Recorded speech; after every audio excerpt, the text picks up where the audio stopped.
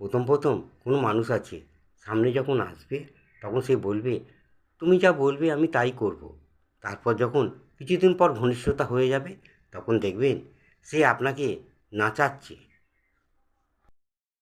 কারো সাথে বেশি কথা বলার অভ্যেসটা করবেন না, কারণ আপনি যাকে ভালোবাসেন মন থেকে তার সাথে আপনি কথা বলছেন, সেও কথা বলছে। একদিন যখন সে কথা বলা বন্ধ করে দেবে তখন মনে হবে আপনার যেন শ্বাস বন্ধ হয়ে আসছে। পুরুষ মানুষ যত রাগ করুক না কেন তার সব রাগ জলের মতো ঠান্ডা হয়ে যাবে।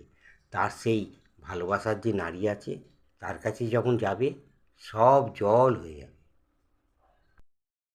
বিষের বদলে বিষ আমি তোমাকে নাই বা দিলাম, সুখ আমি তোমাকে দিয়ে দিলাম, দুঃখটা আমি গ্রহণ করে নিলাম।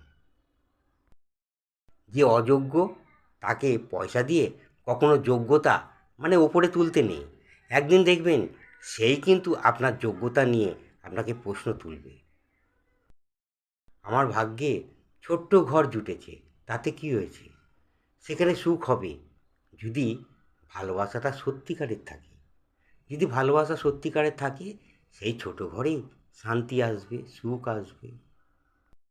কেউ যদি আমাকে বিনা কারণে ভুল বোঝে আমি তার সাথে আর কথা বাড়াতে ইচ্ছা করে না। যে আমাকে যা বোঝে তা বুঝে বসে থাকুক, আমি চুপ করে থাকি। মানুষ কেন মরে জানেন? খুব অকালে। তারা সুখ খুঁজতে গিয়ে মরে, দুঃখে মরে না। দুঃখ তো আমাদের সারা জীবনের সাথী। তুমি চিন্তা করো না তোমাকে বিনা কারণে কেউ ঘৃণা করেছে। চিন্তা করো না, একদিন দেখবে বিনা কারণেই তোমার একটা সুন্দর ভালোবাসা জুটে যাবে। মেয়েদের সাথে সম্পর্ক টিকিয়ে রাখার জন্য দুটি কাজ কিন্তু আপনাকে করতেই হবে, তা নাহলে সেই সম্পর্ক কিন্তু থাকবে না। সেই মেয়েটা পালিয়ে যাবে। সেটা হচ্ছে কি, তার মতামত মেনে নেওয়া। আরেকটি কি, তাকে ঠিকমতো সময় দেওয়া।